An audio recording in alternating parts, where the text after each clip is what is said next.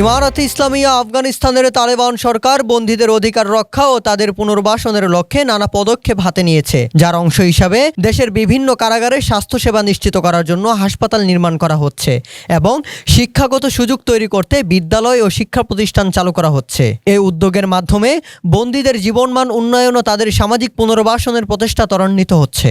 সম্প্রতি আফগানিস্তানের বন্দী কারাগার সংস্কার সংস্থা একটি প্রতিবেদন প্রকাশ করেছে। প্রতিবেদনে তালেবান পুনরায় আফগানিস্তানের ক্ষমতায় আসার পর থেকে বন্দী ও কারাগার সংস্কারের গুরুত্বপূর্ণ কার্যক্রম বিস্তারিত তুলে ধরা হয়েছে। প্রতিবেদনে বলা হয়, আফগানিস্তানের সর্বোচ্চ নেতা বা আমিরুল মুমিনিন শাইখুল হাদিস হিবাতুল্লাহ আখুনজাদার নির্দেশ অনুযায়ী এখন পর্যন্ত 19,998 জন বন্দীকে ক্ষমা ও শাস্তি কমানো হয়েছে। প্রতিবেদনে আরো বলা হয়, ইরান থেকে হস্তান্তরিত 583 বন্দী এবং আজারবাইজান থেকে 8 বন্দীর নথি মূল্যায়নের জন্য উচ্চ আদালতে পাঠানো হয়েছে, যার মধ্যে 164 বন্দী মুক্তি পেয়েছেন।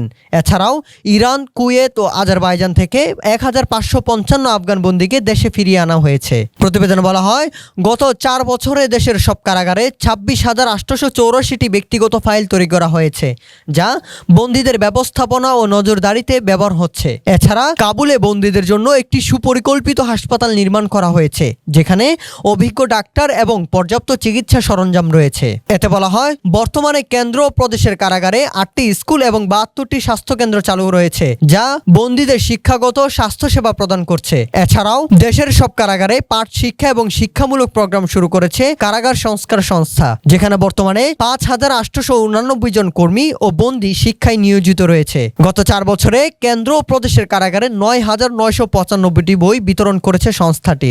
বন্দী কারাগার সংস্কার সংস্থা ধর্মীয় সংস্কারমূলক, প্রশিক্ষণমূলক, পেশাগত ও শিল্পকলা শিক্ষামূলক প্রোগ্রাম চালু করেছে, যা কারাগার সংস্কারের গুরুত্বপূর্ণ অর্জন হিসেবে বিবেচিত হচ্ছে।